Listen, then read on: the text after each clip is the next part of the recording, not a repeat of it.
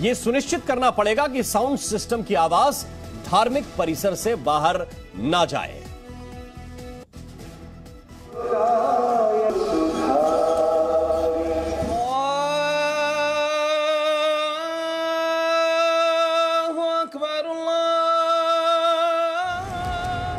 देश भर में लाउड स्पीकर और अजान की आवाज को लेकर चल रहे विवाद के बीच उत्तर प्रदेश के मुख्यमंत्री योगी आदित्यनाथ ने बड़ी पहल करते हुए यूपी में लाउड स्पीकर के इस्तेमाल को लेकर अहम गाइडलाइन जारी की है। सीएम योगी आदित्यनाथ ने कहा है कि सभी लोगों को अपनी धार्मिक विचारधारा के अनुसार अपनी उपासना पद्धति को मानने की स्वतंत्रता है।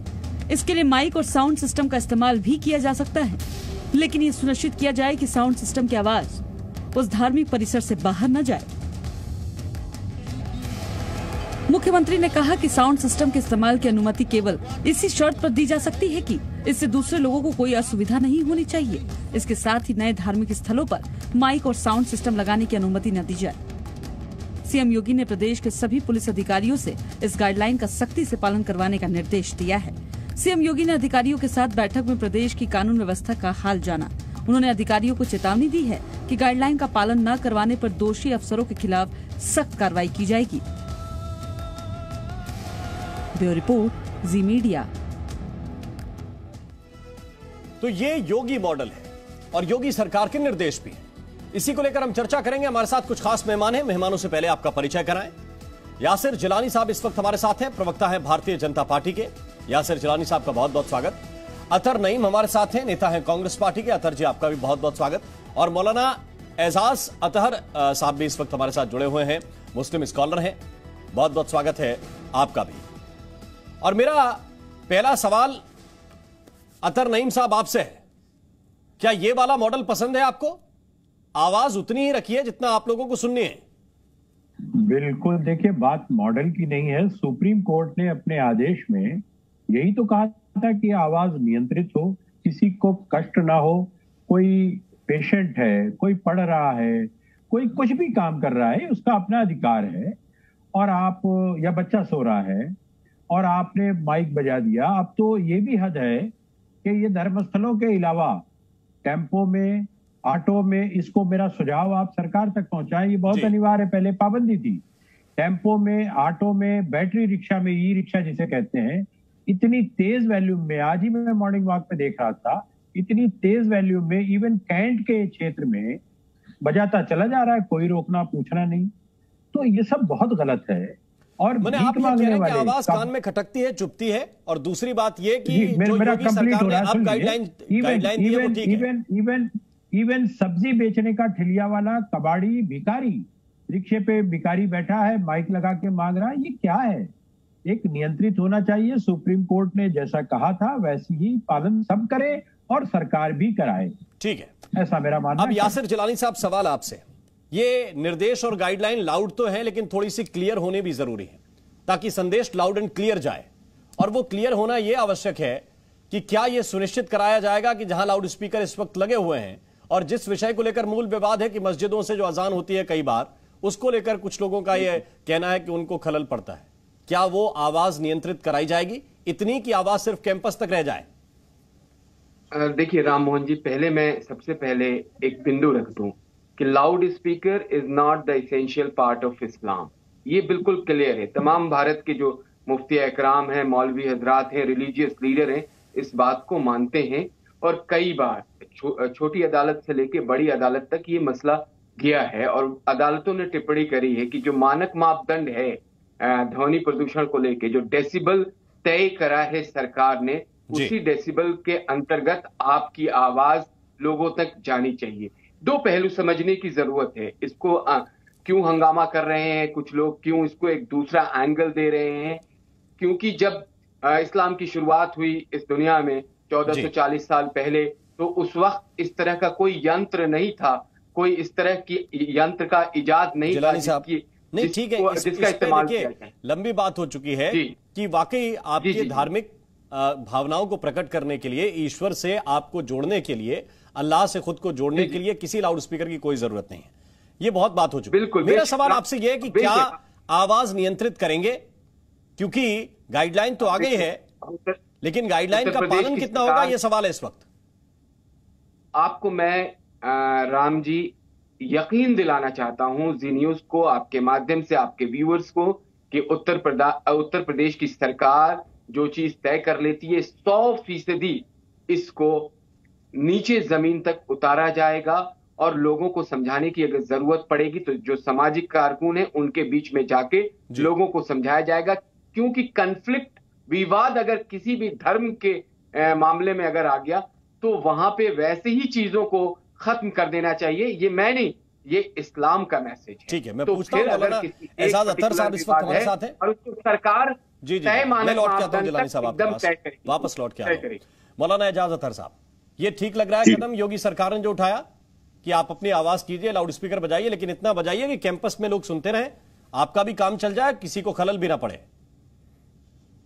देखिए भाई, ये जो यूपी गवर्नमेंट ने और योगी जी ने फैसला लिया है, जाहिर है कि वो चीफ मिनिस्टर हैं और उनको पूरा फैसला लेने का अधिकार है, वो कोई भी फैसला ले सकते हैं चीफ मिनिस्टर।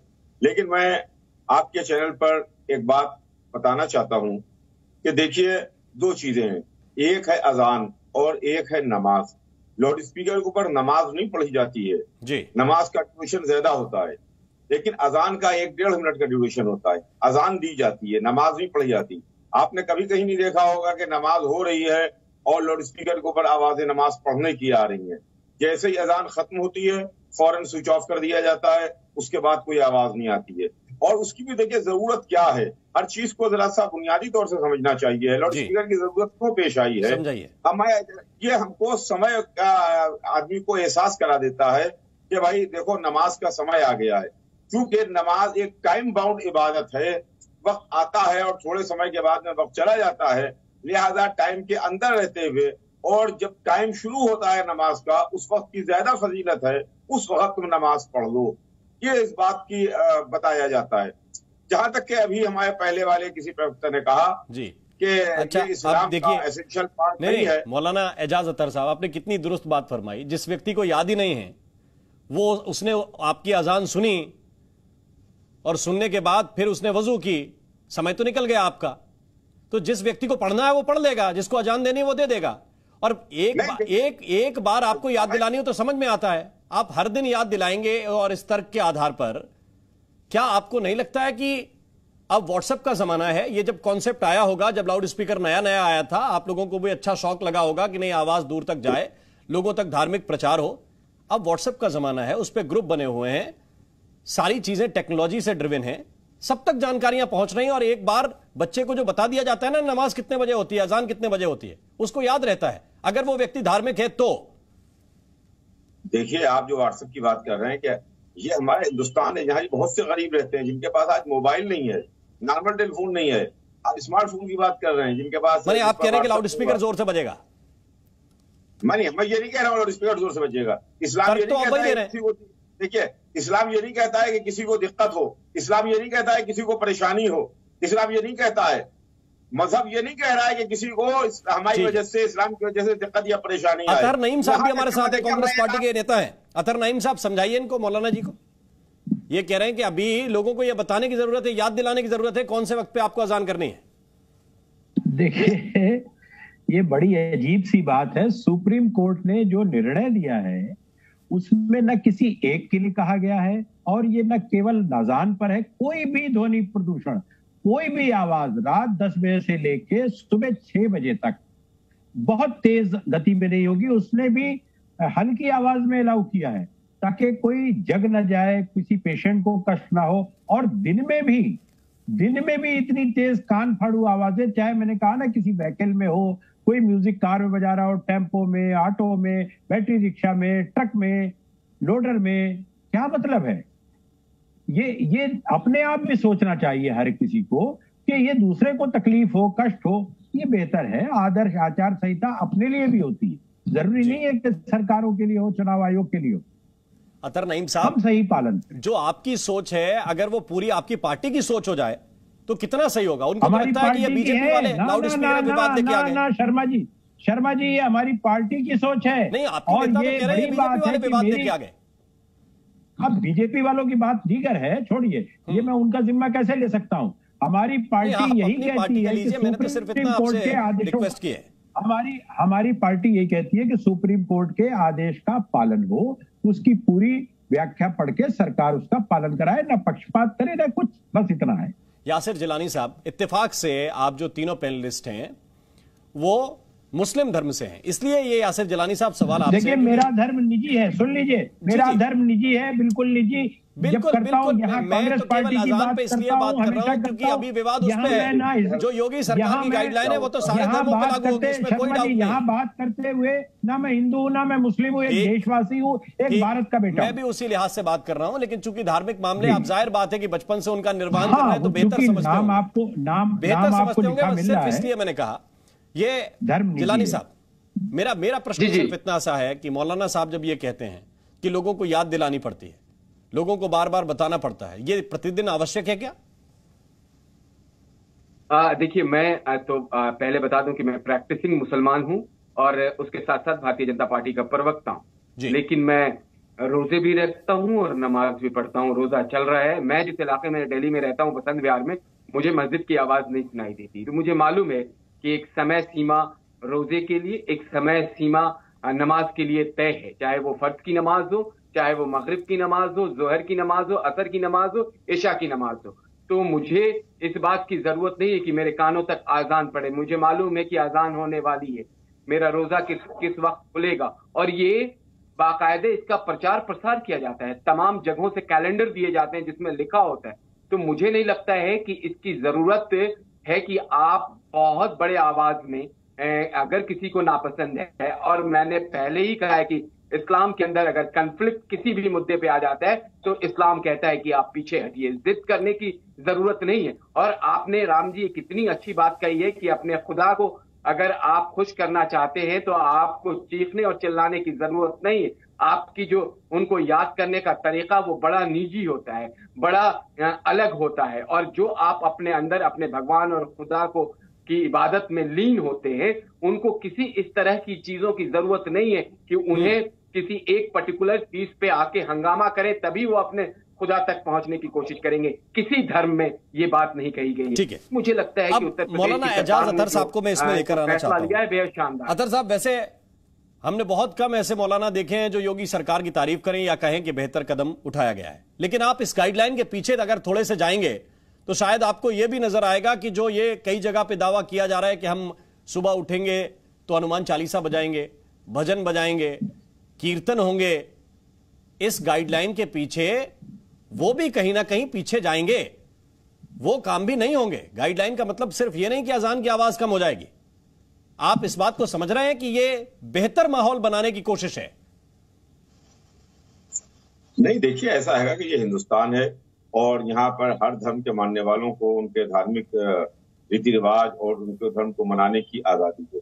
लेकिन जहां तक कि हनुमान चालीसा की बात है, हनुमान चालीसा जो हजरात पढ़ते हैं, जाहिर है कि उनको कोई पढ़ने से रोक नहीं रहा है कि आप ना पढ़िए, लेकिन ये आइडियोलॉजी और थिंकिंग गलत है कि दो चीजों को आपस में टकराया जाए।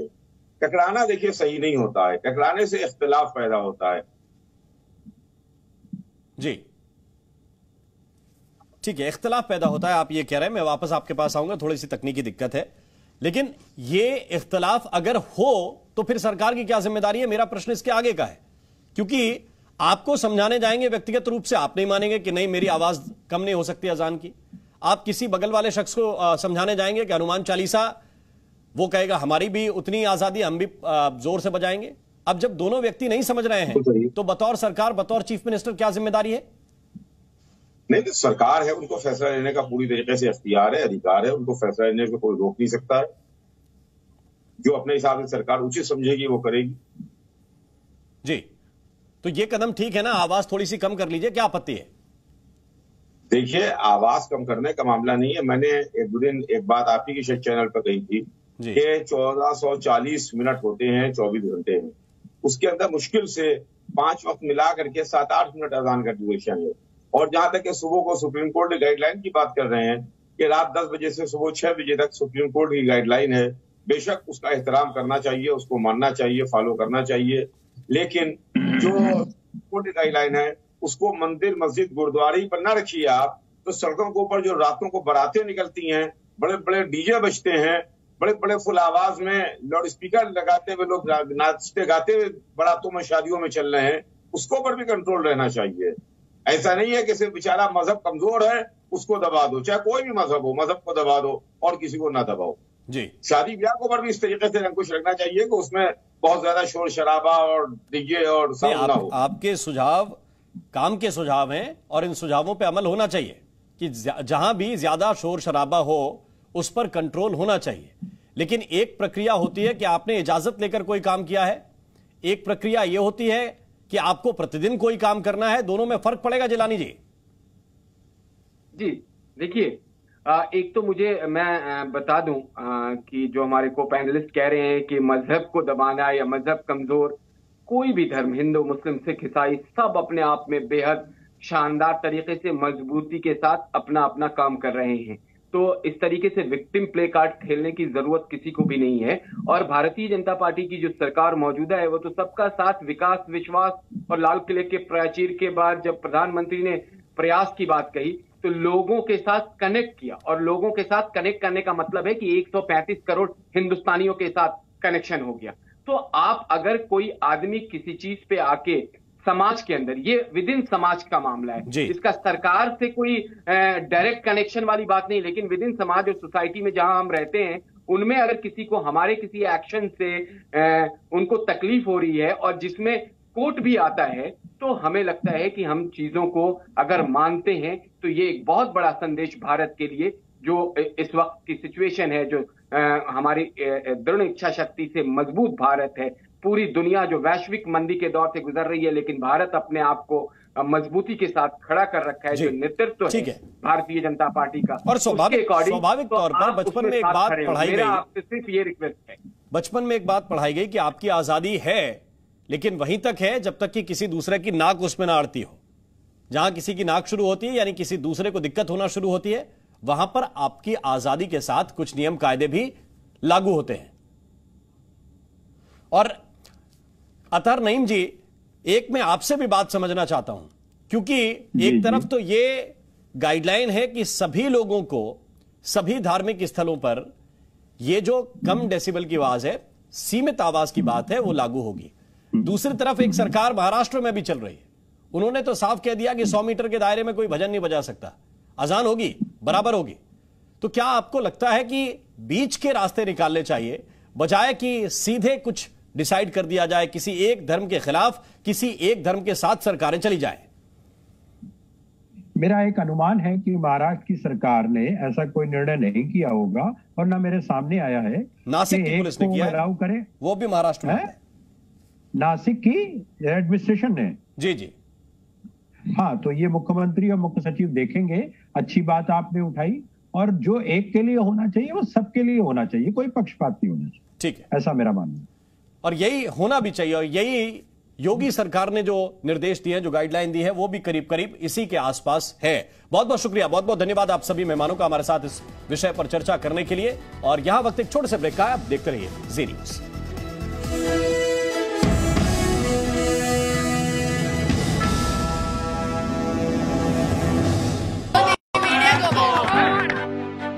ये मीडिया के सुधीर चौधरी है।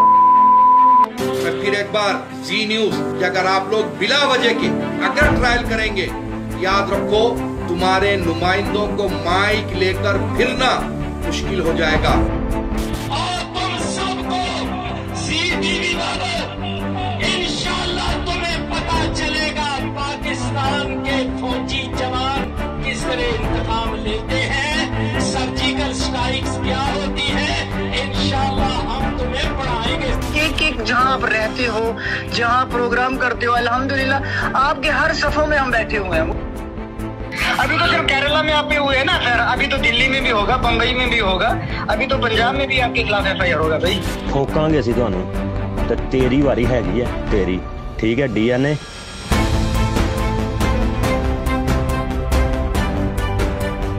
पाकिस्तान की धमकियों से डरने की कोई सुधीर चौधरी जी को जरूरत नहीं है। हम सब साथ में हैं इनके। सुधीर चौधरी जी ने बहुत बेहतरीन कार्य किया, इनको पीछे नहीं हटना चाहिए, हम लोग सब इनके साथ। इतिहास वही लोग रचते हैं जो किसी चीज की परवाह नहीं करते और निडर होकर फैसले लेते हैं।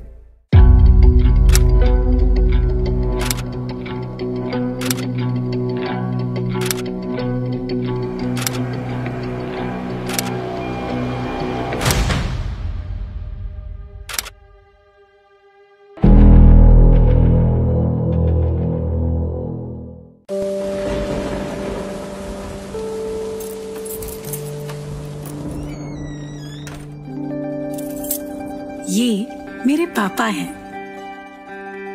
हो सकता है ये कुछ बातें भूल जाते हैं, लेकिन मुझसे जुड़ी हर यादें मन की परतों में ठीक वैसे ही सजा रखी हैं जैसे इस अलमारी में कपड़ों की तहीं। उनके संघर्ष की धूप ने मुझे लक्ष्य पाने की सीख दी है और उनकी सांवली छाया ने माँ के संस्कार।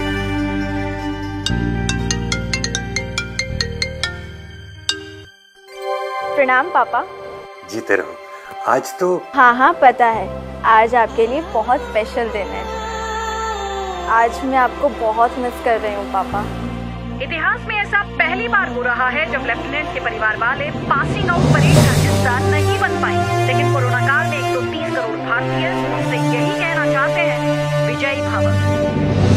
पापा कहते हैं कि संभव की सीमा जानने के लिए असंभव से आगे निकलना पड़ता है, और योद्धा वही है जिसके मन में गौरवशाली परंपराओं के लिए सम्मान हो और जिसके कंधों पर अपने देश का अभिमान हो। Ladies and gentleman, lieutenant Anjali Kumar. Zee news, परंपरा संस्कारों की।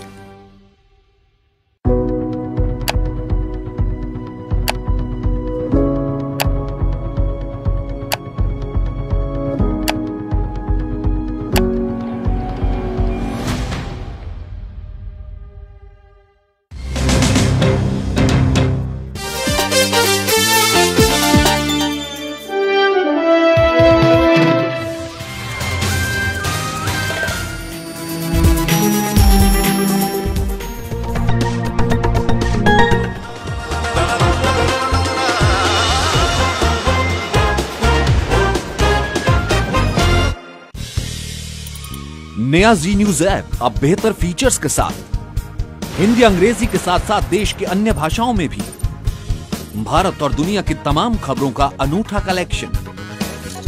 अपनी पसंद के मुताबिक सेट करें होम स्क्रीन पर अपने फेवरेट सेक्शन। साथ ही हमारे एडिटर्स द्वारा चुनी हुई दिन की बड़ी और खास खबरें। देखें जी न्यूज लाइव कभी भी कहीं भी, मनोरंजन और सूचना से भरपूर वीडियोस।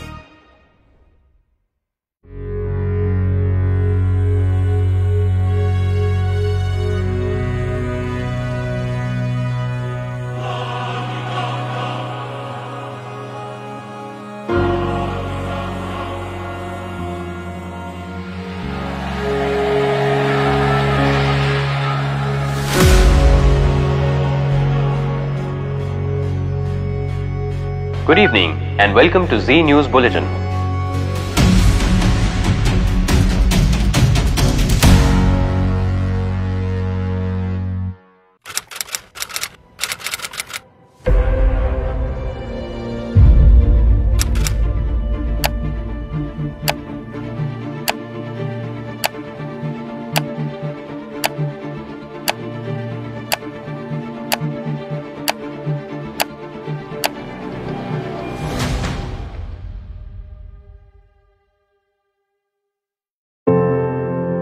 ये मेरा देश है, ये मेरे लोग हैं, ये हमारी लड़ाई है,